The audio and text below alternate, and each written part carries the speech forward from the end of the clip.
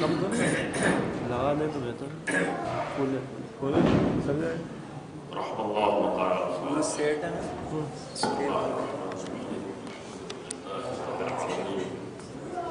الرحمن الرحیم مالک یوم الدین ایاک نعبد و ایاک نستعین اهدنا الصراط المستقیم صراط الذین انعمت علیہم غیر المغضوب علیہم ولا الضالین.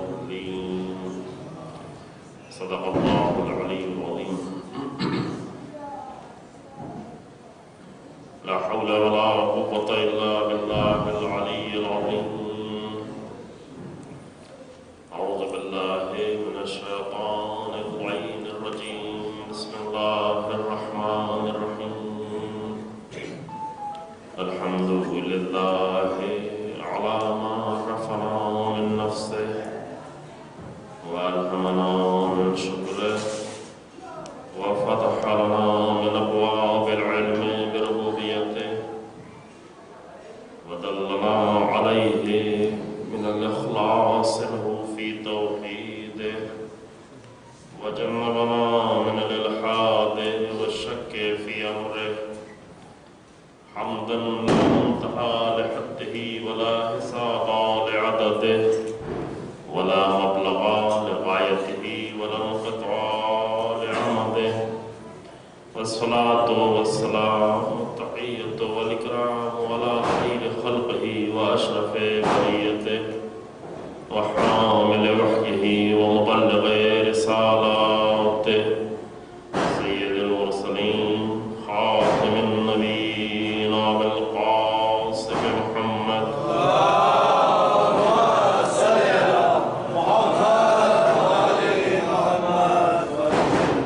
ثم الصلاة والسلام على أهل بيته الأطيبين الأطهرين المعصومين المنتجبين الذين أذهب الله عنهم الرجس وطهرهم تطهيرا.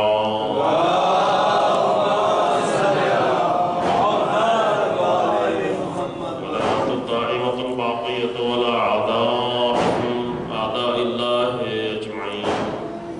أما بعد، قال الله تبارك وتعالى في كتابه الكريم. بسم الله الرحمن الرحيم. لقد كان لكم في رسول الله أسوة حسنة لمن كان يرجو الله واليوم الآخر وذكر الله كثيرا. صلوات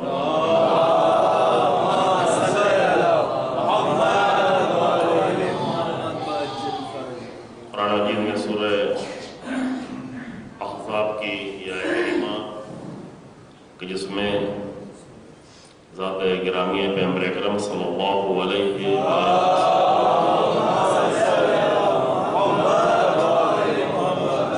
جو ہماری زندگیوں کے لیے ایک حسین اور خوبصورت نمونے عمل کے طور پر اور رسوا کے طور پر پیش کیا قرآن میں.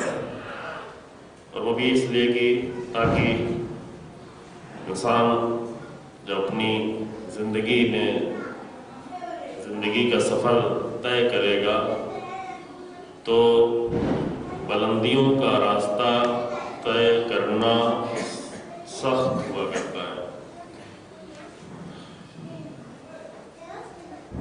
کمالات کا راستہ طے کرنا انسان کے لیے سخت ہوتا ہے اور سخت راستہ اگر اسے تنہا اکیلے طے کرنا ہو تو یہ اور مشکل ہو جائے گا.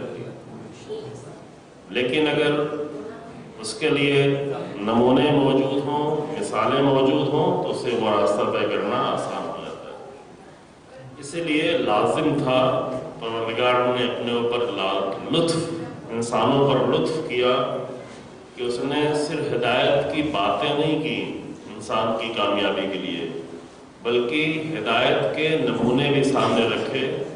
کیونکہ اگر صرف ہدایت کی باتیں کی جاتی تو وہ راستہ جو تھا انسان کو طے کرنا وہ انسان کے لیے سخت نظر آتا.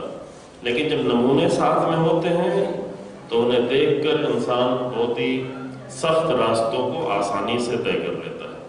یہ ایک طریقہ ہے انسان کی زندگی کا کہ اگر انسان کو کچھ نہیں کرنا ہے، بستیوں کا راستہ طے کرنا ہے، ذلتوں کا راستہ طے کرنا ہے، کل ایک بحث چھڑی تھی مختصر طور پہ کی، اور بھی فرصت بھی نہیں ہے، اور ایک اہم بحث البتہ کی وہ سیرت جو حسین ابن علی سلام اللہ علیہ نے زندہ کی ہے کربلا میں، رسول اللہ کی سیرت وہ عزت کی سیرت تھی۔ رسول اللہ نے آ کر دین کے ذریعے سے، قرآن کے ذریعے سے، کردار کے ذریعے سے، نمونہ عمل کے ذریعے سے پسترین حالات میں رہنے والے عربوں کو عزت دی، اور جب تک وہ رسول اللہ کی راہ پر باقی رہے عزت ان کے ساتھ ساتھ رہی۔ جب رسول اللہ کا طریقہ چھوڑ دیا تو ذلتوں نے پھر آ کر انہیں گھیر لیا، کیونکہ قرآن نے یہ جگہ جگہ بتایا ہے متعدد طریقے سے، کبھی قانون کے طریقے سے، کبھی واقعات کے طور پر، کہ ہم اصولوں کی بنیاد پر قوموں کو عزت دیتے ہیں اور پھر انہی کی بنیاد پر ذلیل کرتے ہیں، ذلیل ہو جاتے ہیں۔ مثلا بنی اسرائیل کو انبیاء کے ذریعے سے اللہ نے عزت دی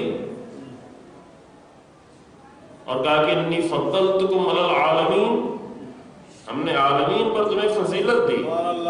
کیوں؟ اس لیے کہ ایسے انبیاء بھیجے ان کے پاس، ہزاروں کی تعداد میں انبیاء دیے، حکومتیں قائم ہوئیں، جناب داؤد کی حکومت، جناب سلیمان کی حکومت، جناب طالوت کی حکومت، اس کے بعد یہ حکومت کا سلسلہ جاری رہا اور کتابیں نازل کی اس کے ذریعے سے۔ قرآن نے کہا انی فضلتکم علی العالمین، لیکن جب وہ کہ جو اللہ کی طرف سے تھا اسے چھوڑ کر انہوں نے اپنا دین، اپنا قانون، اپنے طریقے بنانا شروع کر دیے، تو پھر قرآن نے کہا کہ وَكَتَبَ عَلَيْهِمُ الذِّلَّةَ وَالْمَسْكَنَةَ، ہم نے ذلت اور مسکنت ان کے لیے لکھ دی۔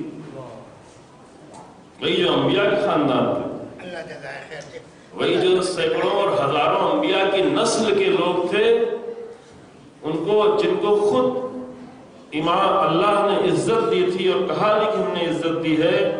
ابھی بعض وقت واقع دلیل کے طور پر پیش کرتے ہیں، دیکھو آپ کے قرآن میں لکھا ہوا ہے انی فضلتکم علی العالمین، ہم نے فضیلت دی تم کو، تو قرآن میں جہاں یہ لکھا ہے انی فضلتکم علی العالمین، وہیں پہ یہ بھی لکھا ہے کہ کتب علیہم الذلۃ والمسکنہ، وہ نہیں دیکھتے۔ ہاں اگر الہی اصولوں پر عمل کر کے انبیاء کی راہ پر چلتے تو وہ عزت آج بھی باقی رہتی، وہ فضیلت آج بھی باقی رہتی، لیکن جب وہ راستہ چھوڑ دیا، اللہ کی طرف سے جو کچھ عطا کیا گیا وہ چھوڑ دیا اور اپنی طرف سے چاہنے لگے، تو پھر اللہ نے ذلت اور مسکنت لی۔ اور یہ صرف بنی اسرائیل کے لیے نہیں ہے، قانون سب کے لیے ہے، چاہے امت مسلمہ ہو، چاہے بنی اسرائیل ہو، چاہے کوئی اور ہو، چاہے کسی بڑے خاندان سے ہو، چاہے چھوٹے خاندان سے ہو، چاہے کسی ملک سے ہو، چاہے جہاں بھی ہو، قانون یہ ہے کہ جو بھی عزت کے اصولوں پر عمل کرے گا اسے ہم عزت دیتے چلے جائیں۔ دینے والی ذات اللہ کے، وَلِلَّهِ الْعِزَّةُ جَمِيعًا، ساری عزت اللہ کے لیے، لیکن اگر ان اصولوں کو چھوڑ دیا تو ذلتیں پھر سراغ میں آئیں گی۔ پیغمبر اکرم صلی اللہ علیہ وآلہ وسلم نے آگے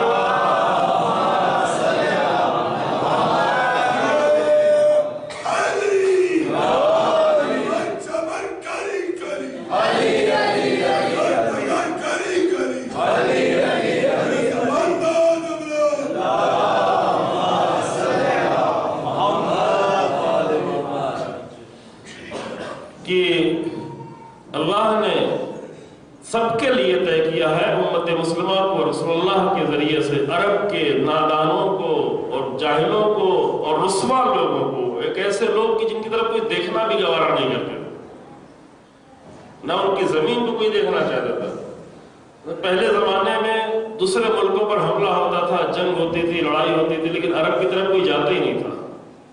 کیا کرنے کے لیے ہیں، ان کے پاس کیا ہے؟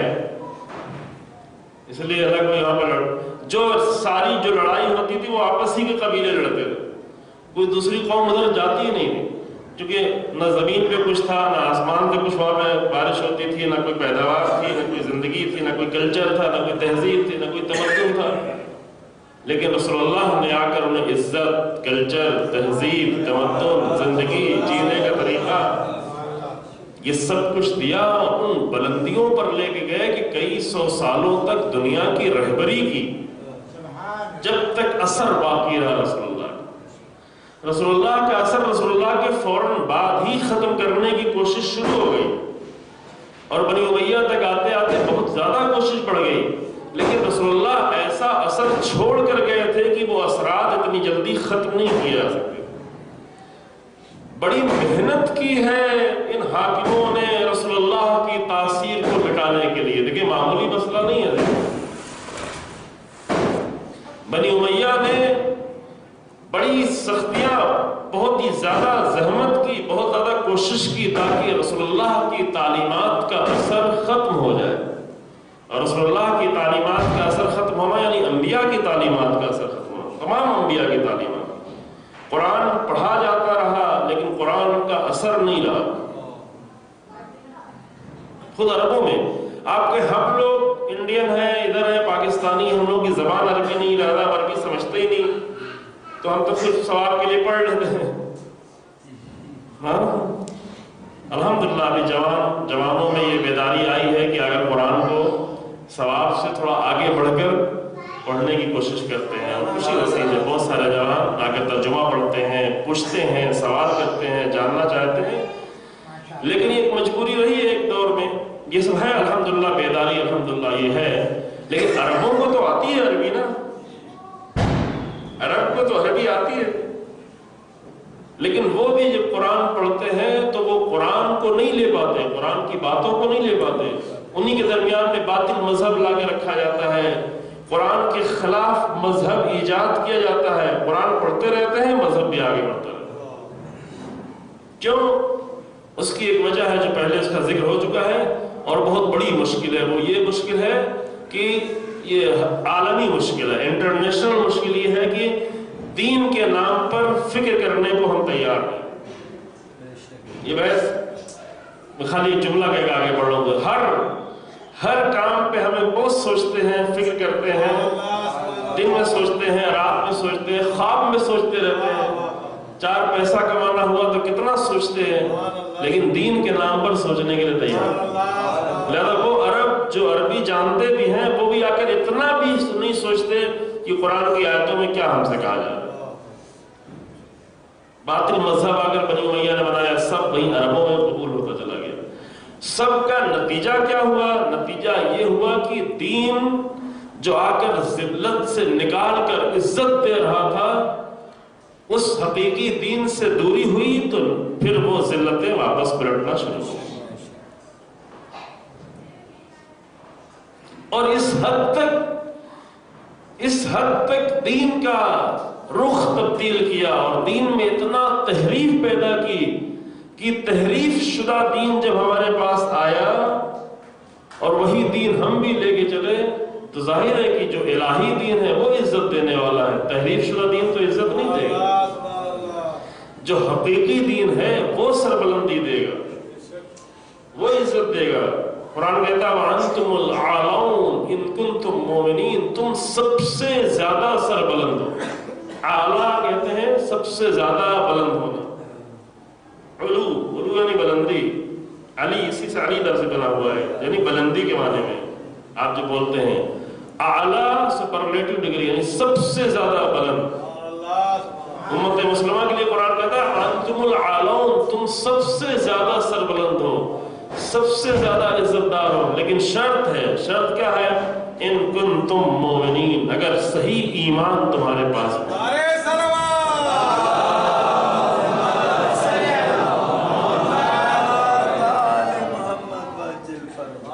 اگر آج رسوائیاں ہیں، اگر آج ذلتیں ہیں تو اسی قانون کے تحت، یعنی یہ کہ ایمان نہیں ہے، لیکن دین کی باتیں تو ہو رہی ہیں، دین تو لوگ لے کے چل رہے ہیں، دین کا ذکر بھی ہو رہا ہے کہ یہ وہی ڈھیر والا دین ہے جس میں اس کا اسٹرکچر ٹوٹ گیا ہے، ڈھانچہ ٹوٹ گیا ہے، ہڈیاں نہیں ہیں، لیکن دین ہے۔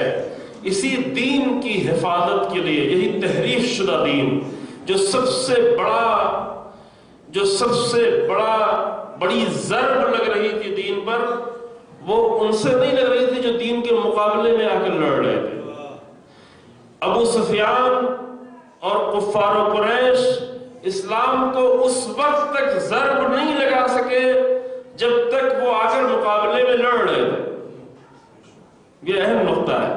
اس وقت تک وہ اسلام کو نقصان نہیں پہنچا سکے جب تک وہ بدر میں، احد میں، خندق میں آ کر سامنے سامنے لڑ رہے تھے. لیکن جب وہ کلمہ پڑھ کر اندر داخل ہو گئے تب سے اسلام کو نقصان پہنچا. جب ابو سفیان کلمہ پڑھ کے داخل ہو گیا، جب ابو سفیان کی پوری پارٹی جو ہے وہ کلمہ پڑھ کے مصلحتاً کلمہ پڑھ کے اسلام میں داخل ہو گئی، تو اب یہاں سے اسلام کو نقصان پہنچنا شروع. اور اسلام نقصان کیا پہنچا؟ اندر آ کے کیا نقصان پہنچایا جاتا ہے؟ اندر آ کے نقصان یہ پہنچایا جاتا ہے کہ دین وہی ہو، لیول وہی ہو، اندر سے ہم تبدیلی کرتے ہیں. جب تک سامنے تھے تب تک اسلام کا نام ختم کرنا چاہتے تھے. یہ بہت ہی اہم نقطہ ہے، میں منزل تک آنا چاہتا ہوں. جب تک وہ مقابل میں تھے تب تک اسلام کا نام ہی ختم کر دینا چاہتے تھے.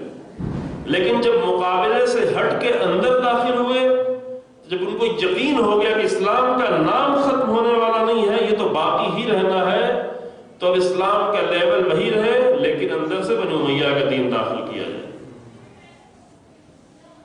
یہ ہے جو دین کو، یہیں سے تحریف کا سلسلہ شروع ہوا.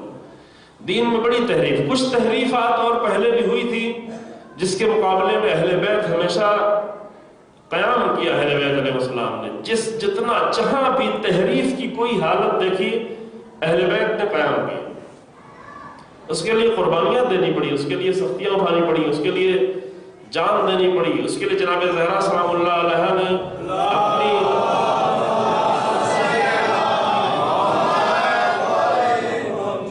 اپنی اور اپنے بچے کی قربانی دی. اس کے لیے جناب زہرا کو باغ کھجوروں کی فکر تو نہیں تھی، جو فکر تھی وہ دین میں تحریف کی فکر تھی، جو خدشہ تھا. امیر المومنین کو بار بار جا کر مشورہ دینا پڑتا تھا. کیوں مشورہ دینا پڑتا تھا؟ صرف اس لیے مشورہ دینا پڑتا تھا کہ دین میں تحریف نہ ہونے پائے. تحریف یعنی کیا؟ یعنی تبدیلی. اچھا ہوا پوچھ لیا، جزاک اللہ. تحریف یعنی دین کی شکل کو ظاہر میں نام اسلامی کریں لیکن اندر سے اس کو بدل دیا جائے. مثلا دوا کے لیبل دوا کا لگا ہو، اس کے اندر زہر ڈال دیا گیا تو کیا ہوگا؟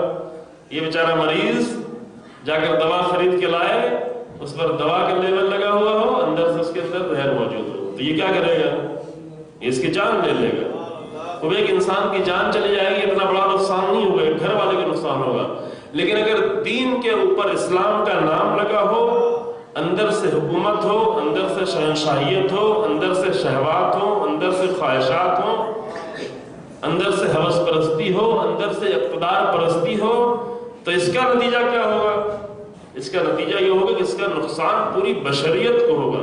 چونکہ جو دین رسول اللہ آ کر دے گئے تھے وہ فقط امت مسلمہ کے لیے نہیں تھا، وہ پوری بشریت کی نجات کا ضامن تھا. نعرہ سلوات.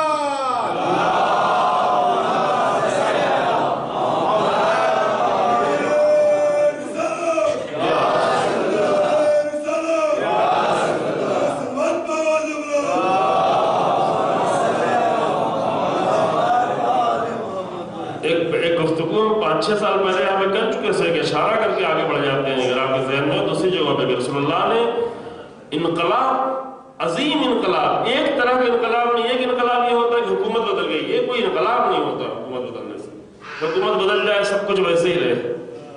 یعنی ایک طرح کے ظالم لوگ تھے وہ چلے گئے، دوسرے طرح کے ظالم لوگ آ گئے، اس کو تو انقلاب نہیں کہتے. آزاد ہو گئے، کہا کہ وہ باہر نکل گئے، انگریز لوگ باہر چلے گئے لیکن ساری غلامی ابھی تک باقی ہے، اس کو تو انقلاب نہیں کہتے. یہ کون سا انقلاب ہے کہ انگریزوں کو گئے ہوئے 70 سال ہو گئے لیکن آج بھی ہمارے یہاں کی سپریم کورٹ میں وہی چیزیں پاس کی جاتی ہیں جو ان کے یہاں چل رہی ہیں. یہ تو انقلاب نہیں، یہ تو بدترین غلامی ہے. یہ تو بدترین غلامی ہے.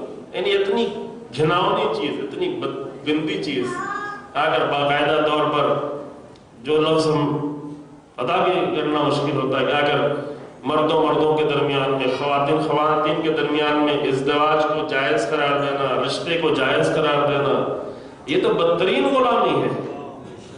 زمین کا غلام ہونا اتنا بڑا درد نہیں ہے جتنا ذہنوں کا غلام ہونا. وہ اس سے بھی آگے بڑھ گئی. یہ سب کچھ اسی سال کے محرم میں ہوا اور اس طریقے سے ہوا کہ بہت سارے لوگوں کو خبر بھی نہیں ہو پائی. میڈیا میں اسی طرح کے لوگ ہیں جن کو یہی ساری چیزیں پسند ہیں, انہوں نے اس کو اہمیت ہی نہیں دی, لوگوں کو پتہ ہی نہیں ہوا. اور اس سے بھی زیادہ بدتر اور یہ ہوا کہ اصل گھریلو پورا اسٹرکچر خطرے میں ڈال دیا, جائز کر دیا سب کچھ, ہر طرح کے گناہ کو جائز کر دیا, ہر طرح کے گناہ کو, شادی شدہ لوگ گناہ کریں جائز قرار دے دیا. کس نے کیا؟ وہ بھی سپریم کورٹ ادارے نے, 5 ججوں نے بیٹھ کے یہ کام کیا. یہ تو انقلاب نہیں ہوتا. زمینوں کے آزاد ہو جانا, جب تک ذہن غلام بنے رہیں, زمین آزاد ہو جائے تو اس کو آزادی نہیں کہتے, اس کو انقلاب نہیں کہتے. اس ہندوستان کو ایک حقیقی انقلاب کوئی دلانے والا ملے, حقیقی آزادی دلانے والا ملے, جو اس ذہنیت سے آزاد کرے, اس نجس ذہنیت سے, اس نجاست کی ذہنیت سے جو آ کر آزاد کرے.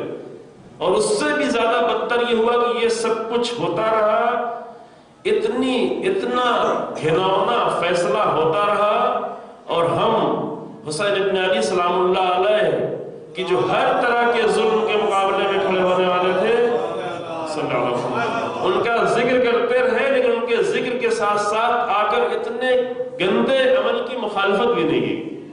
اگر دوسروں نے نہیں کی تو وہ تو آ کر دلیلیں دیتے کہ ہمارے دیوتا بھی ایسے تھے, ہماری دیویاں بھی ایسی تھی, فلاں ایسے تھے, ویسے تھے. لیکن جن کے پاس رسول اللہ جیسا نمونہ ہو, جن کے پاس اہل بیت جیسے نمونے ہوں, جو آ کر حسین ابن علی کا ذکر کر رہے ہیں, وہ کیوں خاموش بیٹھے رہے؟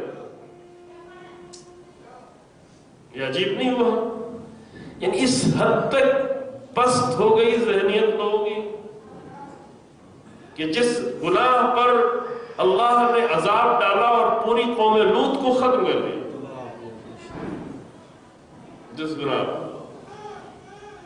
جبکہ وہ قانونی طور پر یہ کام نہیں کرتے تھے, گناہ کرتے تھے, لیکن ایک ملک میں اگر یہ قانون بنایا گیا باقاعدہ طور پر, جائز قرار دیا, اور اس سے بھی بڑھ کر اس کے بعد والے ہفتے میں دوسرا قانون بن گیا کہ کوئی فرق نہیں پڑتا شادی کیے ہو شادی نہ کیے ہو. یعنی جب انسان ذلتوں کے لیے تیار ہو جاتا ہے تو ہر طرح کی ذلت کے دلدل میں آتا چلا جاتا ہے. خیر, یہ بحث فی الحال ہماری نہیں ہے, ہم دوسری جگہوں پہ جہاں ضروری تھا وہاں پہ یہ گفتگو کر بھی چکے ہیں. اس زمانے میں لکھنؤ میں اور مدراس میں ہوا کرتے تھے, اس کی کلپ بھی موجود ہے. لیکن کیا ہے, ہم ایک آواز سے کیا ہوتا ہے, 2 آواز سے کیا ہوتا ہے؟ بعض مومنین نے, بعض ہمارے علماء نے, بعض بزرگوں نے گفتگو کی, لیکن سب سکوت طاری رہا, ہر طرف سکوت طاری, ہر طرف اس نجاست پر سکوت. نتیجہ اس کا کیا ہوگا؟ نتیجہ چند سالوں بعد دیکھیں گے ملک کا, یعنی فلموں کے ذریعے سے اور سیریلز کے ذریعے سے پہلے ہی سے اندر سے سب توڑ دیا گیا تھا, لیکن اب جب یہ قانون بن کے آ گیا ہے تو آئندہ 10 سالوں میں پورا نظام, فیملی اسٹرکچر تباہ ہو کے رہ جائے گا. اور یہی چاہتے ہیں, باہر کی دنیا یہی چاہتی ہے. یہ اتفاق سے یہ میں نے عرض کیا کہیں پر کہ تھرسڈے کو یہ قانون بنا تھا اور سیٹرڈے کو, اس وقت ہم وہاں پہ چنئی مدراس میں تھے, مدراس جان کے نام لے رہے ہیں, کوشش کریں کہ وہی نام لیں کہ جو پہلے یہ ابھی جو تحریک ایک چلی ہوئی ہے ناموں کی تبدیل کرنے کی, تو جو لوگ اس تحریک کو قبول نہیں کرتے وہ ابھی کے ناموں سے آ کر پکڑا لیں. تو مدراس میں تھے, اسی وقت یہ قانون بن کے آیا, ایڈلٹری کا قانون لا, اور جائز قرار دیا گیا. ایک ہندو خاتون جس نے ایک کرسچن شخص سے شادی کی ہوئی تھی اور وہ خیانت کرنے والا, اس نے کہا کہ میں جا رہا ہوں پولیس کو شکایت کرنے کے لیے, کہ کوئی فرق نہیں پڑتا, کل قانون بن چکا ہے, شکایت کا کوئی اثر نہیں ہوگا. اور اس نے اسی دن اپنا سوسائڈ کر لیا. یعنی پہلا اثر قانون بننے کے دوسرے ہی دن 2 دن بعد ہی جو ہے یہ اثر اس کا, یہ تو ایک ظاہر سا اثر تھا, لیکن اس کا بڑے اثرات پوری فیملی اسٹرکچر پہ بہت بری طریقے سے اور پڑنے والے ہیں. اس طرح سے انسانوں کی زندگیوں میں آ کر تبدیلی پیدا کی جاتی ہے. کبھی کبھی کچھ تبدیلیاں لوگ دھیرے دھیرے پیدا کرتے ہیں اور دھیرے دھیرے ایک چیز داخل کی جاتی, آہستہ آہستہ اور بڑھتے بڑھتے بڑھتے بڑھتے وہ چیزیں ان کے لیے نارمل سی چیزیں ہو جاتی ہیں، ایک معمولی چیز ہو جاتی ہے۔ دین میں جب آ کر بنی امیہ ساری تحریف یعنی تبدیلی پیدا کر رہے تھے تو اس وقت لوگ نہیں سمجھ رہے تھے، آہستہ آہستہ تبدیلیاں آ رہی تھی، اس کو سمجھ نہیں رہے تھے، لیکن بڑھتے بڑھتے جب 60 ہجری میں پہنچ گئے تو دیکھا کہ وہ تبدیلی آتے آتے پورے دین کا ذمہ دار یزید جیسا انسان آ گیا۔ لیکن چونکہ یہ اس طرح سے آہستہ آہستہ لائی گئی تھی کہ یزید کے اوپر بھی سب کے سب آ کر راضی ہو کر بیٹھے۔ صرف 3-4 لوگوں کا نام لکھا تھا کہ فلاں فلاں فلاں یہ تمہاری مخالفت کریں گے، اور باقی اس سے کسی کی کوئی پرواہ ہی نہیں تھی، کوئی فکر ہی نہیں تھی، اس طرح تبدیلی کیا۔ تو وہ چیز جو کمر توڑ دیتی ہے وہ ہے تحریف۔ یہ تحریف کا لفظ یاد رکھیں، تحریف یعنی کیا؟ یعنی تبدیلی اندر سے۔ ایک لفظ آپ سنتے ہیں تحریف قرآن، یعنی قرآن میں تحریف کرنا۔ قرآن میں تحریف ایک یہ ہے کہ لفظوں کو بدل دیا، یہ نہیں ہو پایا کیونکہ اللہ نے وعدہ کیا ہوا تھا کہ قرآن میں کوئی تبدیلی ہم نہیں ہونے دیں گے۔ اِنَّا نَحْنُ نَزَّلْنَا الذِّكْرَ وَإِنَّا لَهُ لَحَافِظُونَ، ہم نے قرآن کو نازل کیا ہے اور ہم ہی اس کی حفاظت کرنے والے ہیں، اس میں کوئی تبدیلی نہیں ہو سکتی، لفظ ممکن نہیں۔ لیکن قرآن کے معنی میں لوگ تبدیلی کرنے کی کوشش کرتے ہیں۔ جب پورے دین ہی میں تبدیلی کرنے کی کوشش کرتے ہیں تو قرآن کے معنی میں تبدیلی کرنے میں کیا ہو سکتا ہے؟ لہذا تحریف ہوگی کہاں پر؟ اس نقطے پر تحریف ہوگی کہاں پر؟ جس سے زیادہ خطرہ ہے، جس مذہب میں جتنی زیادہ واقعیت اور حقیقت باقی ہے وہیں پر تحریف کرنے کی کوشش کی ہے۔ جس میں پہلے ہی سے حقیقت نہ رہ گئی ہو اس کو تحریف کرنے کی ضرورت ہی کیا پیش آئے گا؟ جس چیز میں حقیقت ہے اسی سے باطل ڈرے گا، اسی سے نقصان پہنچنے کا خطرہ ہوگا، لہذا اسی کو تبدیل کرنے کی کوشش کی جائے گی۔ جو رسول اللہ کا دین تھا اس کو تحریف کرنے کے لیے اس کے اندر لوگ داخل ہوئے کیونکہ اس سے خطرہ تھا۔ آج کس دین کو تحریف کا زیادہ خطرہ ہے؟ یہ بات میں نے یہاں تک لانے کے لیے کی۔ آج کون سے مذہب کو تحریف کا زیادہ خطرہ ہے؟ جو مذہب پہلے ہی تحریف ہو چکے ان کو اور کیا تحریف کرنا ہے؟ انہیں کیا کرنا ہے؟ وہ تو لوگ آزاد چھوڑے ہوئے ہیں۔ لیکن جہاں پر حقیقی دین سامنے آئے گا تحریف کرنے والے وہاں پر داخل ہونا شروع ہو جائیں گے۔ لیکن وہ تبدیلی وہ تحریف کریں گے کیسے؟ اگر آ کر کوئی نئی چیز پیش کرنے لگیں گے تو لوگ کہیں گے یہ تو غلط بات ہو رہی ہے۔ اگر وہی نام وہی ہوگا، نام اسلام کو ہوگا، نام قرآن کا ہوگا، نام اہل بیت کو ہوگا، نام دین کو ہوگا، نام عزاداری کو ہوگا، لیکن اسی عزاداری میں اندر سے تحریف ہو رہی ہے۔ نام اہل بیت کو ہوگا لیکن اہل بیت کے دین میں اندر سے تحریف ہو رہی ہے۔ پہچاننے کا طریقہ کیا ہے؟ پہچاننے کا ایک طریقہ ہے کہ اگر اہل بیت کے حقیقی دین کو دیکھنا شروع کر دیں۔ ہمارے بہت سارے جوان آ کر اپنے دین کو ایک مرتبہ اہل بیت کے دین سے ملا ہے۔ تحریف اس حد تک آگے بڑھ جاتی ہے کہ حتیٰ اہل بیت کے عمل کو بھی تحریف و تعویل کرنا شروع کرتے ہیں کہ اہل بیت کی نمازیں ایسی تھیں۔ ابھی دیکھیں ایک فرقہ بنا ہوا ہے ہمارے یہاں، اس کا نام لوگ دیتے ہیں اخباری، یہ دھوکہ دینے کے لیے ہے۔ یہ ہے نصیری لوگ۔ نصیری قسم کے لوگ، یہ باتیں اس لیے کی جا رہی ہیں کہ متوجہ ہوں۔ بعض جگہوں میں یہ خطرات بہت زیادہ ہو چکے ہیں، جہاں ابھی کم ہے وہاں کے جو متوجہ ہیں اصل میں بے دین لوگ، دین نہیں چاہیے، اصل میں ان کو دین نہیں چاہیے۔ وہ بیچارے اخباریوں کو بیکار میں بدنام کر رہے ہیں۔ ایک فرقہ تھا اخباری، وہ بھی ایک تحریف کے نتیجے میں تھا، لیکن وہ اچھے لوگ تھے۔ جو یہ فرقہ بنا تھا اسی وقت جب اہل سنت میں وہابیت کے فرقہ بنایا گیا، اسی زمانے میں شیعوں میں اخباریت بنائی گئی، لیکن وہ اخباریت بہت اچھی تھی، اتنی بھی بری نہیں تھی۔ اس اخباریت میں صرف مشکل یہ تھی کہ ان کو عقل کا رول نہیں مانتے تھے، عقل کم تھی ان کے پاس، عقل بھی کم تھی ان کے پاس بھی، عقل کم تھی، دین میں بھی عقل کو نہیں ماننے کو تیار تھے، کہتے تھے نہیں عقل نہیں، قرآن بھی ہم نہیں سمجھ سکتے چونکہ ہم عقل ہی نہیں استعمال کرتے دین میں، تو قرآن کیسے سمجھیں گے؟ تو کہا سمجھے کیسے؟ کہا کہ جو حدیث کا ہے بس وہی ماننا ہے۔ حدیث کو عربی میں ایک نام حدیث کا خبر، حدیث کو حدیث بھی کہتے ہیں، اسی کو جب بیان کیا جائے اس کو روایت بھی کہتے ہیں، اور اسی کو حدیث ہی کو خبر بھی کہتے ہیں.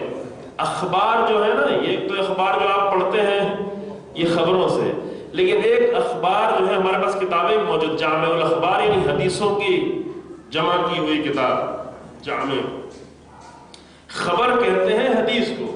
کیوں کہتے ہیں؟ چونکہ حدیث میں جو باتیں بیان کی جاتی ہیں وہ الہی دین کی خبر دی جاتی ہے، تو اسی خبر کی بنیاد پر حدیثوں کو خبر کہا جاتا ہے. خبر کی جمع ہے اخبار. خبر تو سب کو معلوم ہے نا، خبر یعنی نیوز. آپ انگریزی میں ترجمہ کریں گے نیوز، لیکن آپ کے ذہن ادھر نہ جائے ورنہ مشکل ہو جائے گی. نیوز اس لیے نیوز کہا جاتا ہے چونکہ کسی واقعے کی خبر دی جاتی ہے. نیوز یعنی کیا ہے؟ یعنی کسی واقعے کی جہاں پہ خبر دی جا رہی ہو. حدیثوں میں کیا ہوتا ہے؟ کسی حقیقت کی خبر دی جا رہی ہوتی حدیث کے ذریعے سے. کس حقیقت کی؟ اللہ کے حقیقی دین کی. حدیثوں میں اللہ کے اگر حدیث صحیح ہے تو صحیح حدیث میں اللہ کے حقیقی دین کی خبر دی جاتی ہے. لہذا حدیثوں کا ایک نام ہے خبر، اور خبر کی جمع پلورل ہے اخبار. اخبار پر عمل کرنے والے لوگوں کو اخباری کہا جانے لگا. کیوں اخباری کہا جانے لگا؟ اس لیے اخباری کہا جانے لگا کیونکہ ہمارے یہاں شیعت میں 4 چیزیں بنیاد تھیں. سب سے پہلے قرآن، سب سے پہلے قرآن، پھر حدیث، پھر عقل، پھر اجماع. 4 چیزیں ہمارے پاس دلیل تھی کہ جو بات دین سمجھنا ہے تو دین کہاں سے لے؟ سب سے پہلے قرآن سے. اگر قرآن میں کوئی ظاہری طور پر موجود نہیں ہے جو ہمیں سمجھ میں نہیں آتا تو حدیث سے لے. چونکہ حدیث جو معتبر حدیث ہے، البتہ معتبر حدیث بھی کہاں سے ہوگی؟ وہ قرآن سے ہوگی یا رسول اللہ سے ہوگی، اللہ کا دین بیان کرے گی. اگر حدیث میں بھی ایک مطلب سمجھ میں نہیں آتا ہے تو حدیثوں میں البتہ قوانین کچھ بتائے گئے تھے. قوانین یہ بتائے گئے تھے کہ اہل بیت علیہ السلام نے کہا کہ دیکھو ہم تمہیں کچھ اصول دے کے جاتے ہیں، پرنسپلز دے کے جاتے ہیں. علینا القاء الاصول وعلیکم ان تفرعوا. ہم تمہیں اصول پرنسپل دے کے جاتے ہیں، جب تمہارے سامنے نئے مسائل آئیں تو ان اصولوں سے اپنے مسئلے کا حکم ڈھونڈنا. تو اس زمانے میں یہ نہیں کہہ سکتے تھے رسول اللہ کہ دیکھو جب اتنی تیز رفتار تم سفر کرو کہ ایک ملک سے سفر کرو، وہاں افطار کر کے نکلے تو دوسرے ملک میں پہنچ گئے، ابھی وہاں روزے کے وقت باقی ہے. تو اس زمانے میں لوگ مانتے ہی نہیں، رسول اللہ پر تہمت لگانا شروع کر دی. کیسی باتیں کر رہے ہیں؟ جو خچروں پہ سفر کرتے تو انہیں کیسے یہ سمجھ میں آتا کہ اتنی تیز رفتار سفر ہو سکتا ہے؟ تو وہاں پہ نماز کیسے پڑھو گے؟ ابھی اور تیز رفتار، ابھی جو عام طور سے جہاز تیز رفتار جہاز ہے وہ 1000 کلومیٹر، 1100 کلومیٹر، 1200 کلومیٹر پر آور رفتار سے چلتا ہے. ابھی جہاز دوسرا بنا رہے ہیں جو 5000 کلومیٹر کی رفتار سے چلے گا. تو آپ مثلاً یہاں پہ ہندوستان میں آپ نماز مغرب پڑھ کے نکلیں گے اور جائیں گے ادھر کدھر، مثلاً اگر ایشیا کے ساؤتھ ایسٹ کی طرف جائیں گے تو وہاں دیکھیں ابھی وہاں پر ظہر کا وقت موجود ہے. یہاں نماز مغرب پڑھ کے گئے تو اسی دن کا، دوسرے دن کا نہیں، اسی دن میں ابھی ظہر کا وقت موجود ہے، ابھی عصر کا وقت موجود ہے. تو اگر وہاں پہ کہا جاتا ہے کہ دیکھو ایسا زمانہ آنے والا ہے، اتنی تیز رفتار ہوگی، تو لوگ ویسے کہتے تھے کہ شاعر ہے اور مجنون ہے اور فلاں فلاں الزام دیتے تھے معاذ اللہ انبیاء پر. لہذا بہت سارے مسائل، یہ صرف ایک مثال دے رہے ہیں، ورنہ بہت سارے اور مسائل کہتے ہیں کہ چاند پر جو لوگ جائیں گے اور ایسا ہوگا اور زمینوں میں جائیں گے فلاں کریں گے. تو ان سارے مسئلے کو جانتے ہوئے بھی بیان نہیں کیا جا سکتا تھا کیونکہ لوگوں میں سننے کی توانائی نہیں تھی. لوگ سمجھ ہی نہیں سکتے تھے، سن ہی نہیں سکتے تھے. اصل دین خطرے میں پڑ جاتا، بات ہی ماننا نہیں. لہذا وہاں پر آ کر کچھ ایسے پرنسپلز، کچھ ایسے اصول دیے کہ ان اصولوں کے ذریعے سے جب بھی تم آگے بڑھتے رہو گے، جتنے بھی مسائل پیدا ہوں گے جدید، ان مسائل کو ان اصولوں سے حل کر سکتے ہیں. انہی اصولوں سے مسائل کو حل کرنے کا نام ہے، ایک نام ہے اجتہاد. سمجھ رہے ہیں؟ اور ان اصولوں سے جب نیا مسئلہ حل کیا تھا وہاں پہ استعمال کیا ہوتا ہے؟ وہاں پہ عقل کو استعمال کرنا پڑتا ہے.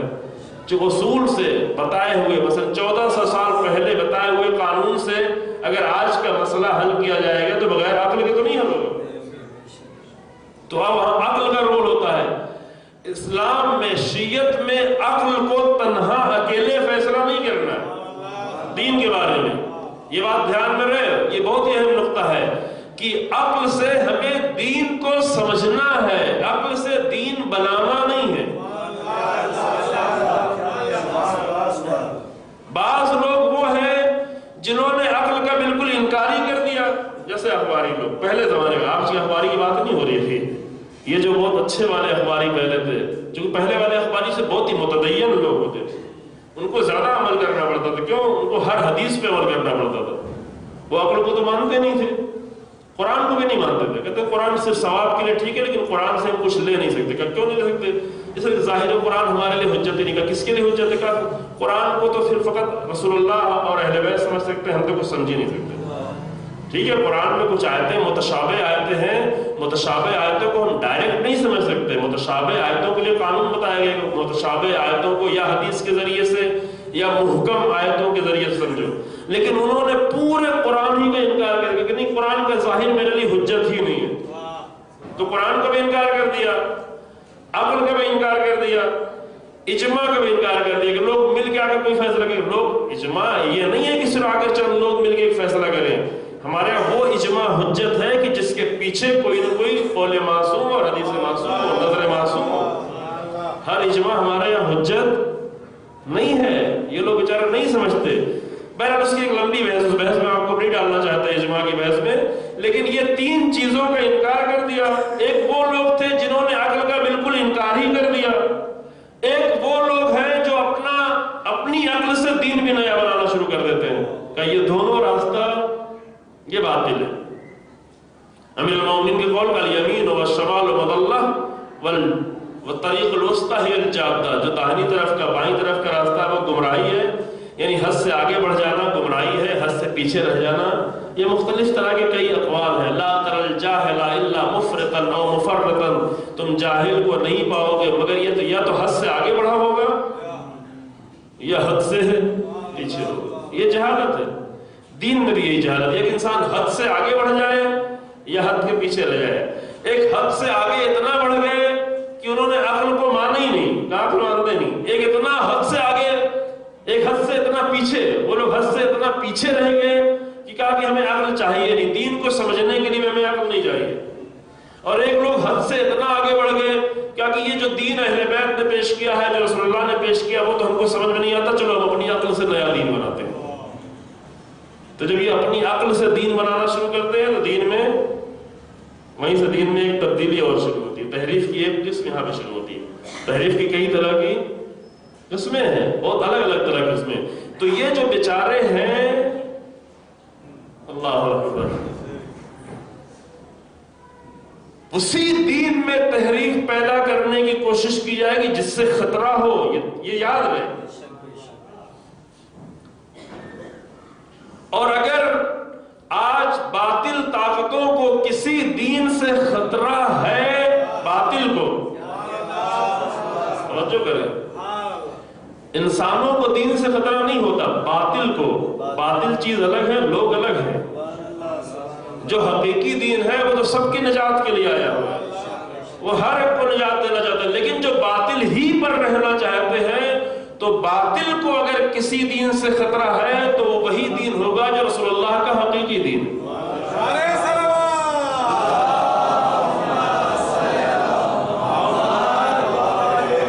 اب وہ رسول اللہ کا حقیقی دین کہاں جا کے دیکھیں,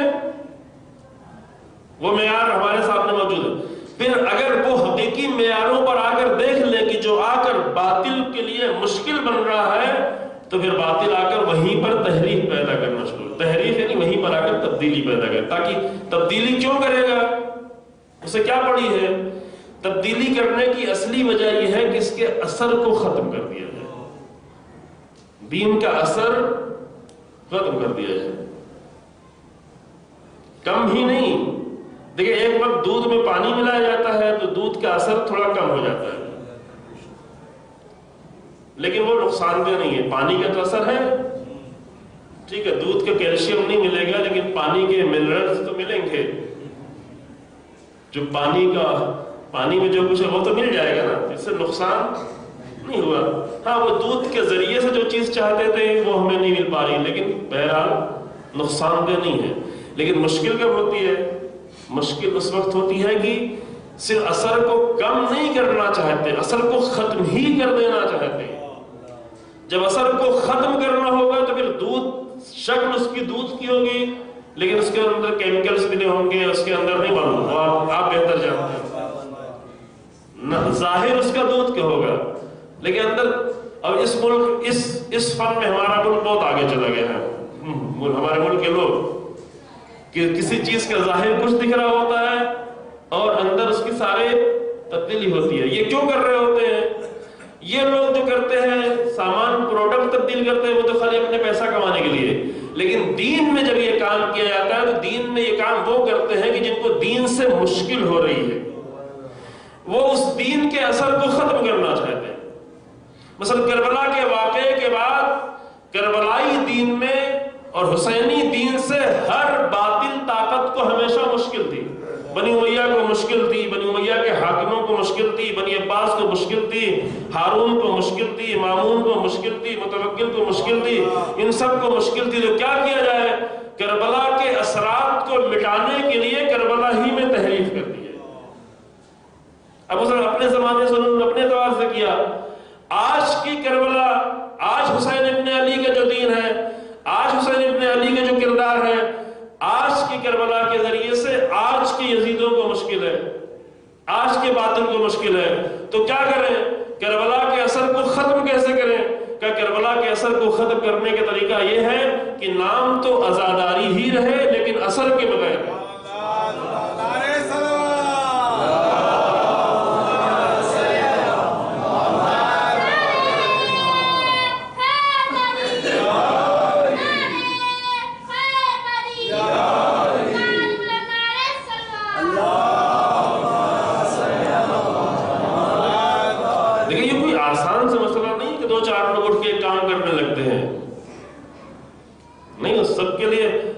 ہم بہت سادہ لیتے ہیں، بہت ہی سمپل لیتے ہیں بہت سارے مسائل کو، نہیں، اس کے پیچھے کوششیں ہیں، اس کے پیچھے ذہن کام کر رہے ہیں۔ ایک اتنے بڑے عمل کو جس نے تحریک پوری دنیا میں پیدا کر دی، کربلا نے اثرات ڈالے، کربلا نے انسانوں کو بدل دیا، کربلا نے حکومتوں میں مشکل ڈال دی، آ کر اس کے اثر کو ختم کرنا کوئی معمولی سی بات ہے؟ آسان سا مسئلہ ہے، آسانی سے اس کے اثر کو ختم کیا سکتا ہے۔ اب اثر کو ختم ہونا، یہ ہم آپ دیکھ سکتے ہیں کہ کتنا اثر خود آج جو کربلا ہمارے پاس ہے، اس کربلا کا خود ہمارے اوپر کتنا اثر ہے، پہلا مسئلہ۔ دوسرا یہ کہ اس کربلا کا ہم دوسروں پر کتنا اثر ڈال پا رہے ہیں۔ اگر اس کا نہ ہمارے اوپر اثر ہو رہا ہے نہ دوسروں پہ اثر ہو رہا ہے، جس کا مطلب یہ کہ کہیں سے آ کر اس کے اندر تحریف پیدا کر دی گئی۔ کس کے لیے؟ اثر کو ختم کرنے کے۔ جو بیچارہ یہ کام کر رہا ہے اسے خود بھی یہ معلوم نہیں ہے کہ ہم کیا کر رہے ہیں۔ ممکن بعض لوگوں کو معلوم نہیں، بعض ہمارے اچھے جوان ہوتے ہیں لیکن نادان ہوتے ہیں، بے خبر ہوتے ہیں۔ بعض لوگ آ کر دین کے نام پر دین کو نقصان پہنچا رہے ہوتے ہیں، بعض لوگ آ کر اہل بیت کے نام پر اہل بیت کو نقصان پہنچا رہے ہوتے ہیں۔ اگر امام علیہ السلام کے نام پر آ کر ایسا جشن منایا جائے جہاں پر حرام شامل ہو تو یہ فائدہ پہنچا رہا ہے یا نقصان پہنچا رہا ہے؟ اگر عزاداری کے نام پر آ کر حرام چیزیں داخل کی جائیں اس میں، جس کے نمونے آپ دیکھتے رہتے ہیں، یہاں پہ نام لینے کی ضرورت نہیں ہے، تو یہ عزاداری کو فائدہ پہنچا رہا ہے یا عزاداری کو نقصان پہنچا رہا ہے؟ عزاداری کو نقصان پہنچانے کے لیے معمولی لوگوں کے ذہن نہیں ہے، یہ تو استعمال ہو رہے ہیں لوگ، ذہن یہاں پر پیچھے۔ اب اس کے بہت سارے نمونے تاریخ میں موجود ہیں کہ کیا کیا کیا ہے، دوسرے ملکوں کے سفارت خانوں نے کیا کیا کیا ہے مختلف ملکوں میں۔ اب یہاں پہ ہم آگے پوری تفصیل نہیں بیان کرتے کہ سفارت خانوں کی طرف سے جب بانٹے جا رہے ہو، قمے بانٹے جا رہے ہو، پیسے بانٹے جا رہے ہو، مجلس کرائی جا رہی ہے۔ اگر سفارت خانے کے طرف سے مجلس کرائی جائے اور سفارت خانے کے ذریعے سے ذاکر بلایا جائے تو یہ سمجھ لیں کہ یہاں پر حتماً تحریف کا عمل انجام دیا جا رہا ہے۔ اگر ایک ملک کی کی طرف سے دعوت دی جا رہی ہو اور آسانی سے ویزے دیے جا رہے ہوں، آسانی سے بلایا جا رہا ہو، تو یہ سمجھ لیں کہ ان کو اس لیے بلایا جا رہا ہے تاکہ تحریف کہاں کی جائے گی؟ تحریف وہاں کی جائے گی جس کے باطل کو مشکل، جس سے خطرہ ہے، وہ اسی کا مقابلہ۔ دیکھیں اہل بیت علیہ السلام نے اپنی زندگی میں جو سب سے زیادہ پابندی سے، سختی سے، جو زندگی بھر جو کام کیا وہ یہ کہ تحریف کے مقابلے میں کھڑے رہے، دین میں تبدیلی کے مقابلے۔ اصل کربلا یہ موضوع ہے، پورا ایک عشرے کا موضوع ہے۔ کربلا جنگ ہے تحریف کے مقابلے میں قیام کرنے،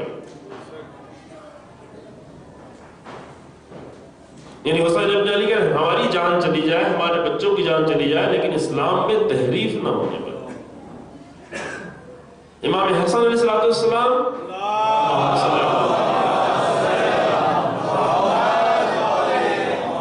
امام حسن علیہ السلام کے قیام، جنگ، جو کچھ بھی ہے وہ کس لیے ہے؟ پھر بعد میں پوری زندگی امام آ کر تمام انبیاء، تمام ائمہ اگر تحریف کے مسئلے میں ذرا بھی سکوت اختیار نہیں کیا۔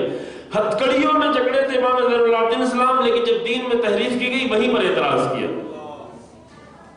یہ نہیں کہ کبھی یہاں پر مصلحت نہیں ہے۔ جناب زینب سلام اللہ علیہ اسیر کر کے اپنے زیاد کے دربار میں لائی جا رہی ہے، وہیں پر دین میں تحریف کی گئی، وہیں پر جناب زینب نے تحریف کے مقابلہ کیا۔ نمونے آپ کے سامنے موجود ہے۔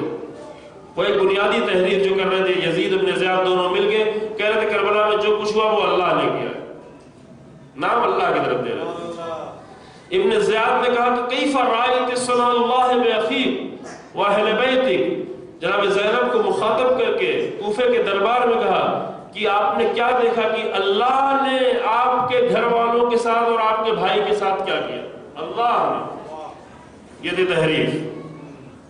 ایک مذہب چلا اور ابھی تک وہ مذہب باقی ہے، فرقہ باقی ہے کلامی، جبر کا فرقہ، جو کہتے ہیں کہ انسان تو مجبور ہے، انسان مجبور ہے، جو کچھ کر رہا ہے اللہ کر رہا ہے۔ یہ بنی امیہ نے یہ فرقہ چلایا تھا کہ جو کچھ کر رہا ہے، اور اس کے نمونے خود اسی واقعہ کربلا میں ملتے ہیں۔ ابن زیاد کے دربار میں بھی نمونہ اس کا ملتا ہے اور یزید کے دربار میں بھی اس کا نمونہ ملتا ہے، کہا کہ اللہ نے کیا ہے، اللہ نے کیا ہے، اللہ نے قتل کیا ہے۔ تو اس لیے کہ انسان میں کوئی اختیار ہی نہیں ہوتا، جو کرتا ہے اللہ کرتا ہے۔ کلمات دیکھیں استعمال کر رہے ہیں، ہاں ٹھیک ہے، کل من عند اللہ، قرآن بھی کہہ رہا ہے جو کچھ ہے اللہ کی طرف سے ہے، لیکن جو کچھ ہے اللہ کی طرف سے ہے وہ اس وجہ سے ہے کہ جو کچھ قوتیں دی ہیں وہ سب اللہ نے دی ہے، لیکن جو عمل انسان انجام دے رہا ہے وہ اپنے اختیار سے انجام دے رہا ہے۔ دیکھیں یہ فرق ہے۔ ایک چھوٹی سی مثال ہمارے بزرگان دیتے ہیں تاکہ بچوں کو سمجھ میں آ جائے۔ مثال دیتے ہیں، مثلا یزید نے آ کر حکم دیا کہ قتل کرے، کہا کہ نہیں میں کیا ہوتا ہوں، اللہ نے کیا۔ یہ جملہ پھر میں بھی آپس پلٹ رہا ہوں، یزید نے بھی یہی بات کی، یہی تحریف، یہ تبدیلی دین میں آ کر پیدا کی، اس کا اثر آج تک ہے بعض فرقوں میں باقی۔ جبر کا عقیدہ باقاعدہ طور پر موجود ہے کہ اللہ نے کیا۔ قرآن میں کہتے ہیں ہاں کل من عند اللہ، سب کچھ اللہ کی طرف سے ہے، لیکن یہ ایسے ہی ہے۔ لیکن مثال سمجھے، جلدی سے گزرنے کے لیے مثال دے رہے ہیں کہ مثلا ایک ٹرین ڈرائیور ہے، ٹرین کا لے کے جا رہا ہے، اس نے آ کر ٹریک چینج کر دیا، جس ٹریک میں اس کو جانا تھا ٹریک چینج کر دیا، نتیجہ کیا ہوگا؟ وہ سامنے سے آنے والی ٹرین سے ٹکرا گیا۔ جب ٹکرا گیا تو ابھی اگر یہ ڈرائیور زندہ رہا وہ تو مر جائے گا، لیکن اگر اس سے پوچھا بھائی کہ تم نے کیوں ایسا کیا، کہ میں نے کیا کیا، میری کیا غلطی ہے، کہ کیوں، کہا کہ اگر پاور ہاؤس نے لائٹ نہیں دی ہوتی، اگر الیکٹریسٹی نہیں چل رہی ہوتی تو ٹرین چلتی نہیں، ٹکراتی نہیں، میری تو غلطی نہیں ہے۔ سب سمجھ ہے؟ تو ٹھیک ہے، اس ٹرین کے چلنے میں اس کی نسبت پاور ہاؤس کی طرف ہے، کیونکہ ٹرین کو الیکٹریسٹی وہ پاور ہاؤس دے رہا ہے جس کی وجہ سے یہ چل رہی ہے۔ لہذا اگر یہ یزید حکم دے رہا ہے تو اس کا بولنا، اس کا لکھنا، اس کی زندگی یہ اللہ کی طرف سے دی ہوئی ہے، اس میں کوئی شک نہیں ہے۔ لیکن یہ ٹریک چینج کس نے کیا تھا؟ ٹریک چینج کرنے پاور ہاؤس نہیں آیا تھا، ٹریک چینج ڈرائیور نے کیا۔ لہذا قانون کہے گا کہ نہیں، ہاں ٹھیک ہے، یہ انجن، یہ ٹرین چل رہی تھی پاور ہاؤس کی وجہ سے، ٹکرائی پاور ہاؤس کی وجہ سے، لیکن ذریعہ تم بنے، کیونکہ غلطی تم نے کی ہوئی تھی، ٹریک تم نے چینج کیا ہوا تھا، پٹری تم نے چینج کی تھی۔ ہاں ٹھیک ہے، حکومت ہے، حکومت بولنے کی طاقت، صلاحیت، اختیار، یہ سب کچھ اللہ دیتا ہے، فرعونوں کو دیتا ہے، یزیدوں کو دیتا ہے، جو اللہ کہتا ہے وَعُمْلِي لَهُمْ، ہم تو انتظار کرتے ہیں، ہم تو مہلت دیتے ہیں، لہذا اس کی نسبت ایک طرف دی گئی۔ لیکن کس نے آ کر حکم دیا؟ یہ اسی بنیاد پر بنی امیہ آ کر سارے مسئلے کو آ کر اللہ کے اوپر ڈال رہے تھے، باقاعدہ کہہ رہے تھے، اذن عام تھا، دربار میں سب لوگ موجود، تو وہی بھی کہہ رہا کہ کئی فرائض سن اللہ ہے بِأَخِيكَ وَأَهْلِ بَيْتِكَ۔ جناب زینب نے جواب دیا کہ اللہ نے جو کچھ کیا وہ بہت اچھا کیا، اللہ کی طرف سے میں نے حسن ہی حسن دیکھا، لیکن ہاں جو قتل ہوئے ہیں، جو شہید کیے گئے، ان کا بھی سامنا جلدی ہی ہونے والا ہے۔ یہ خود سے خطبے اسی گفتگو میں موجود ہے کہ یہ جو لشکر، یہ جنہوں نے آ کر قتل کیا ہے، ان کا سامنا ہونے والا ہے، وہ آ کر دیکھیں گے۔ جناب زینب نے، چونکہ اس نے گھما کے یہ بات کی تھی، جناب زینب نے اسی انداز سے اس کا جواب دیا، لیکن یزید نے آ کر کھلے عام کہا، یہی بات یزید نے کھلے عام کی۔ یزید نے کیا کہا؟ جیسے ہی دربار میں کاروان داخل ہوا، یزید نے دیکھا کہ تمام بیویوں کے درمیان میں ایک جوان بھی ہے، کہا کہ یہ کون ہے؟ ہمیں تو بتایا گیا سب کے سب مار دیے گئے، قتل کر دیے گئے، کہا کہ یہ علی ابن حسین ہے۔ تو اس نے کہا کیا اللہ نے علی ابن حسین کو قتل نہیں کر دیا؟ یہی جملہ وہاں بھی کیا استعمال کیا لفظ؟ اللہ، یعنی نسبت اپنے باطل عمل کی نسبت کدھر دی جا رہی ہے؟ اللہ کی طرف۔ اس کو کہتے ہیں تحریف۔ یہ ایک جملہ تھا عزیزو، لیکن اس سے پورا فرقہ بن گیا، یعنی بعد میں فرقہ بنتا چلا گیا۔ باطل عمل، امام سید سجاد جب اس نے ڈائریکٹ بالکل یہی کہا کہ کیا اللہ نے علی ابن حسین کو قتل نہیں کیا، تو امام نے کیا کہا؟ امام نے کہا کہ میرا ایک بھائی تھا، اس کا نام بھی علی تھا، اس کو سپاہیوں نے قتل کر دیا۔ دیکھیں یہاں پہ سبجیکٹ تبدیل ہو رہا ہے، وہ ایک چھوٹے سے جملے سے، ممکن یہ ہمارے لیے کوئی بڑا واقعہ ہے، مثلا آپ ممکن بہت سارے جوان آ کر اس تاریخ میں مقتل کی کتاب میں واقعہ پڑھ کے آگے بڑھ کے چلے جائیں، اس کو اس لائق نہ سمجھے کہ بیان کیا جائے، ممکن ہمارے ذاکرین اس لائق نہ سمجھے کہ اس کو بیان کر لینا، بیان میں نہیں کرتے، لیکن یہ ایک دین میں تحریف کی بنیاد رکھی جا رہی تھی کہ اتنا بڑا واقعہ ہو گیا، اس واقعے کی نسبت، اتنے بڑے ظلم کی نسبت کدھر دی جا رہی ہے؟ اللہ کی طرف دی جا رہی ہے۔ تو جب یہ دین میں تبدیلی کی جائے گی تو ممکن ہے ہم خاموش بیٹھے رہیں، لیکن ایک امام سکوت اختیار نہیں کر سکتا، چاہے وہ بیڑیوں اور ہتھکڑیوں ہی میں ہو۔ یہ ہے فرق، یہ ہم میں ممکن ہے ایک بزدل مولوی میں اور ایک امام میں فرق۔ مولوی کہہ کہ یہ مصلحت نہیں ہے، خاموش بیٹھو، خاموش بیٹھ بیٹھ کے قوم کو کہاں تک پہنچا دیا۔ ابھی پچھلے دنوں میں ہم حیدرآباد میں تھے، وہیں سے آنا ہو رہا ہے، چند سالوں کے سکوت نے قوم کو وہاں تک پہنچا دیا کہ وہ آ کر ممبروں پر بیٹھ کر باقاعدہ، پہلے تو نمازوں کی توہین ہوتی تھی، ابھی اللہ ہی کی توہین کرتے ہیں۔ سکوت یہ ہوتا ہے۔ تو وہ جو اپنی مصلحتوں کو دیکھ رہا ہوتا ہے وہ خاموشی اختیار کر لیتا ہے، لیکن جو دین کی مصلحت کو دیکھتا ہے وہ ہتھکڑیوں بیڑیوں کے ہوتے ہوئے بھی خود یزید کے دربار میں حاکم کے مقابلے میں کلام کرتا ہے۔ کہا کہ نہیں، اللہ نے نہیں، سپاہیوں نے قتل کیا۔ نتیجہ معلوم تھا اس کا کیا ہونے والا ہے، کہ قتل کر دو۔ امام سید سجاد یہ اب اس کے بعد والا واقعہ آپ سنتے ہیں، جو کہ جب سے رولانا ہوتا ہے تو وہ وہی حصہ سنایا جاتا ہے جو رونے کے لیے ہو، وہ حصہ نہیں سنایا جاتا جو سمجھنے کے لیے ہو۔ ماجرا یہ پہلے ہو چکا کہ دین کی تحریف اور تبدیلی کے مقابلے میں امام سید سجاد نے قیام کیا۔ اس قیام کے نتیجے میں کیا ہوگا؟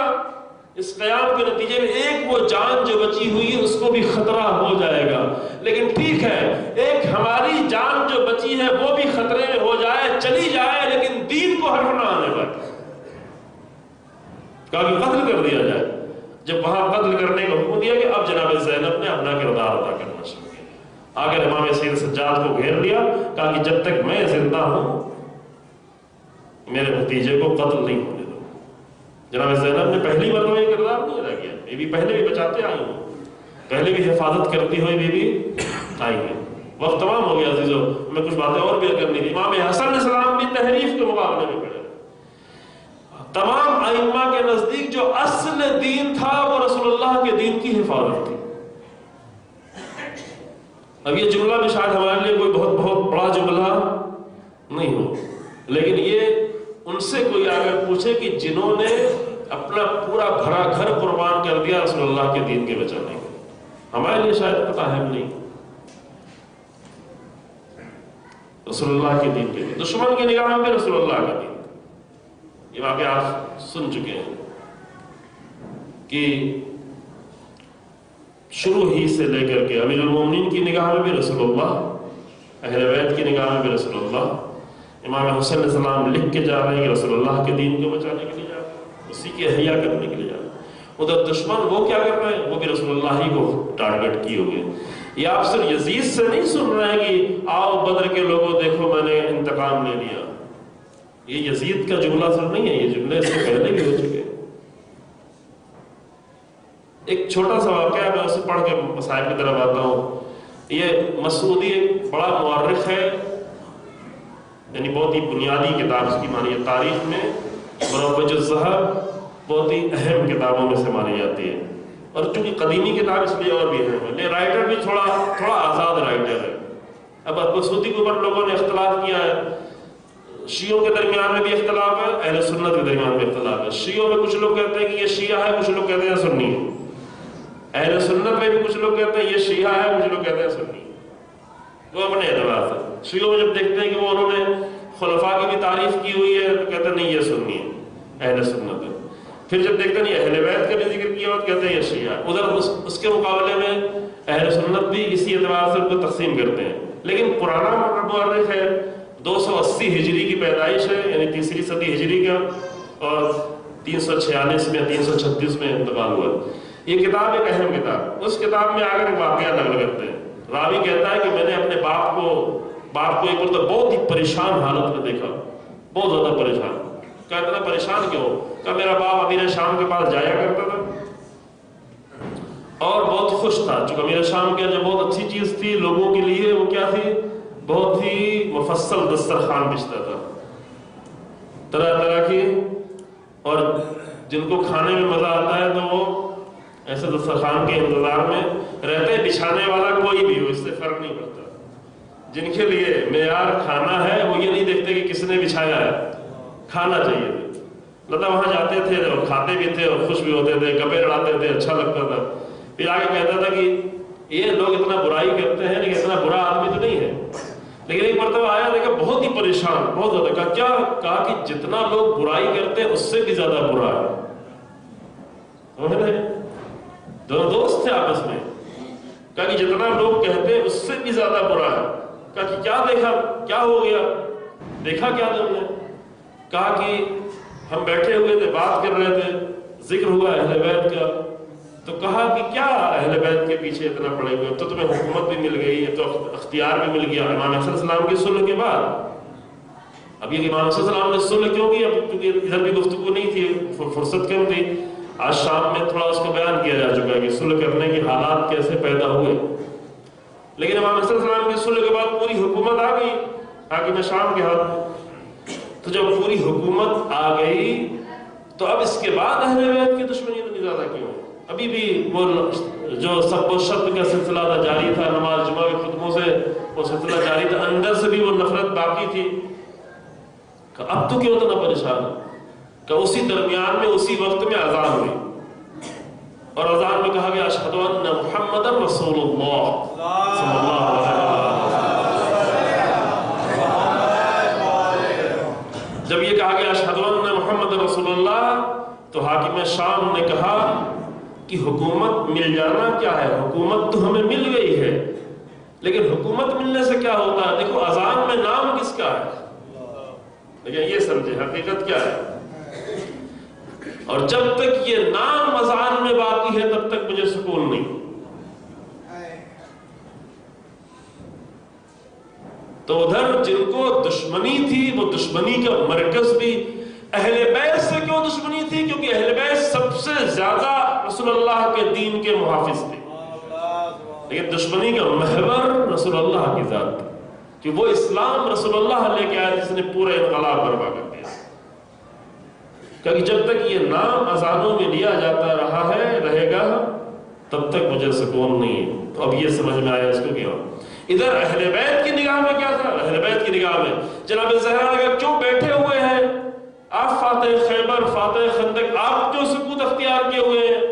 ادھر اذان ہوئی، وہاں پہ کہا مؤذن نے کہا اشہد ان محمد رسول اللہ، امیر المومنین نے کہا بی بی منت رسول اللہ کیا آپ چاہتی ہیں یہ نام باقی رہ جائے؟ کہا ہم کیوں نہیں چاہتے یہ نام باقی؟ کہا ہم بھی یہی چاہتے ہیں، یعنی ہمارے سارے سکوت کی وجہ یہ ہے کہ یہ نام باقی رہ جائے، کیونکہ یہ نام باقی ہے تو پھر اسلام بھی باقی رہ جائے گا۔ پھر دونوں طرف معاملہ کدھر کا ہے؟ پھر ادھر وہ یزید آ کر یہ شعر منسوب ہے یزید کی طرف کہ لعبت ہاشم بالملک فلا جا وحی ولا خبر نزل، یہ خبر وہی ہے جو اللہ کی طرف سے خبر ہے کہ بنی ہاشم نے فقط حکومت کا ڈھونگ رچا تھا۔ بنی ہاشم یعنی کیا ہے؟ رسول اللہ نے حکومت کرنے کے لیے سارے قبیلوں پر حکومت کرنے کے لیے حکومت کا ڈھونگ رچا تھا، نہ تو کوئی وحی آئی تھی نہ کوئی خبر نازل ہوئی تھی، کچھ بھی نہیں آیا تھا۔ کربلا کس کا نام ہے؟ کربلا ہے ہر دور میں دین کی تحریف کے مقابلے میں قیام کا نام۔ اگر آج ہم اپنی کربلا کے ذریعے سے دین کے تحریف کے مقابلے میں کھڑے ہیں تو یہ حسین ابن علی کی کربلا ہے، یعنی کہ اگر دین کی تحریف پر خاموش ہے تو یہ ہماری کربلا ہو سکتی ہے، حسین ابن علی کی کربلا۔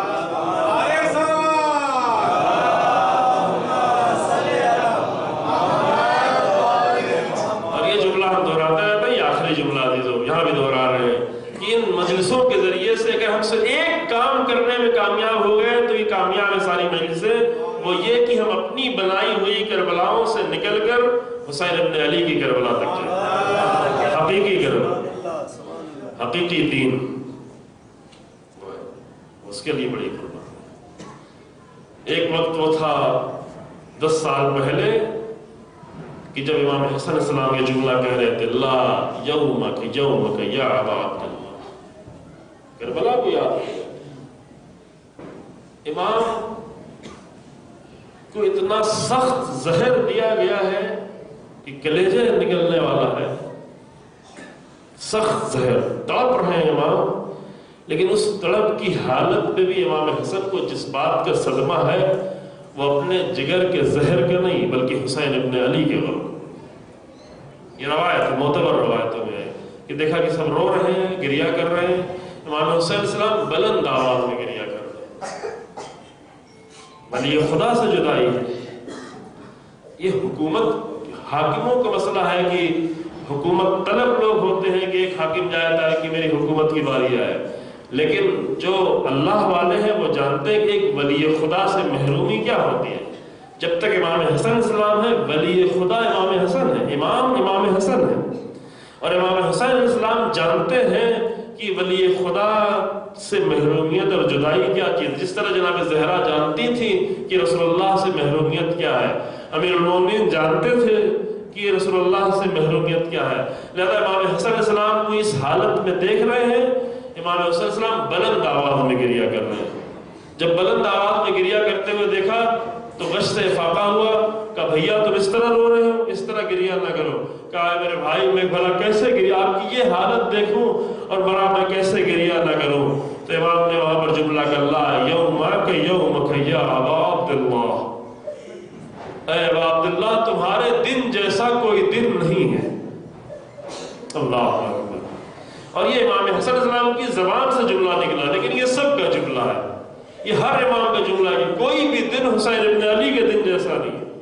چونکہ امام حسن علیہ السلام کا دن بہت سخت تھا، زہر کا اثر سخت تھا۔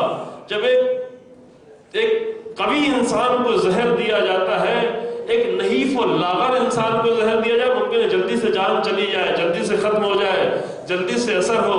47 سال کی عمر ہے امام حسن علیہ السلام کی، ایک عرب کے اعتبار سے اپنے شباب اور نبوت کی منزل میں جب یہ زہر کا اثر ہو رہا ہے، جسم کے ٹکڑے ٹکڑے ہو رہے ہیں، اندر ایک آگ سی ہے، ایک طلب سی ہے، لیکن وہ ساری طلب ایک طرف، امام حسن علیہ السلام کو یاد ہے میرے بھیا تم پر اور سخت دن آنے والا ہے، ہاں زہر کے جب اثر بھی ہو جائے گا، جان بھی چلی جائے گی، یہ بھی معلوم ہے، وصیت کر رہے ہیں اے میرے بھیا اگر میرے لاش کی بے حرمتی کی جائے تو صبر کرنا۔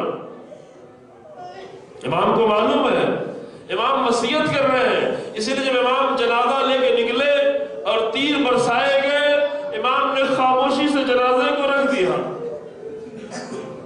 گئے تھے نانا کی قبر کا طواف کرانے کے لیے، سامنے مروان موجود ہے، تیر اندازی کرائی جا رہی، پیچھے اور بھی لوگ موجود ہیں، جب یہ تیر چل چکے امام نے جنازہ رکھا امام حسن علیہ السلام نے، اور تابوت کو کھولا اور اپنے ہاتھوں سے ایک بھائی اپنے بھائی کے جنازے سے، بھائی نہیں ولی خدا کے جنازے سے تیر نکال رہا ہے، بعض روایتوں میں 17 تیر نکالے اپنے ہاتھوں سے، اور اتنے تیر نکالنے کے بعد لے جا کر تھوڑے دور جنت البقیع میں امام حسن علیہ السلام کو دفن کر دیا، لیکن پھر بھی یہی جملہ امام حسن اللہ یوما کا یوم کھیا ابا عبداللہ، یہاں تک کوئی تیر نکالنے والا موجود تھا، لیکن جب سینکڑوں تیر حسین ابن علی کے جسم میں پیوست تھے، اس سے پہلے جب بھی کوئی مقتل میں جاتا تھا تو حسین ابن علی وہاں سرانے جاتے تھے، اگر جسم میں تیر ہوتا تھا تو حسین ابن علی تیر کو نکالتے تھے،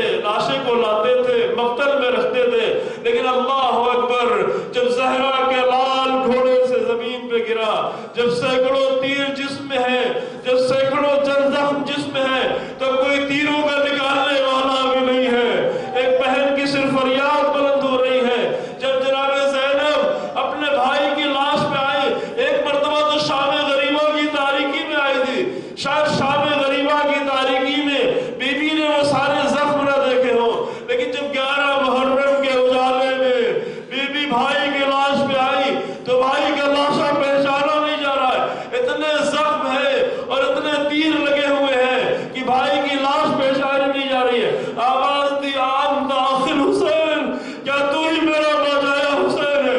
اگر تو میرا بھیا حسین ہے تو جسم پہ سر کیوں نہیں ہے، ہاتھ کیوں نہیں ہے، لباس کیوں نہیں ہے، امامہ کیوں نہیں ہے؟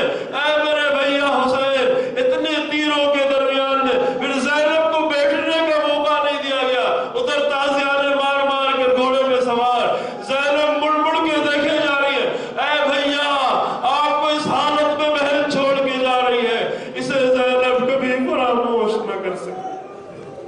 انا للہ و انا الیہ راجعون۔ سيعلم الذين ظلموا أي منقلب ينقلبون ربنا تقبل منا إنك أنت السميع العليم بحق محمد وعترته الطاهرين۔ آپ ذرا سے گزارش ہے کہ ایک سورہ فاتحہ کی تلاوت فرما کر جناب حیدر علی ابن کریم بیگ، منور علی ابن حیدر علی، شاکر علی ابن ضامن علی، اہل النساء بنت شاکر علی، شکیلہ بانو بنت جان محمد، اور اپنے تمام مرحومین، تمام شہداء اسلام کی روح کے ساتھ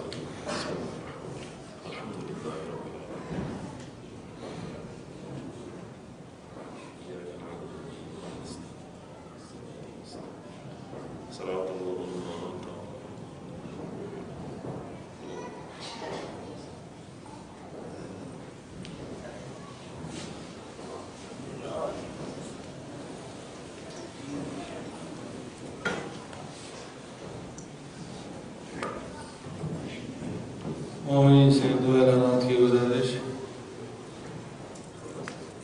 کل فتح گڑھ امام بارگاہ میں 40ویں کی مجلس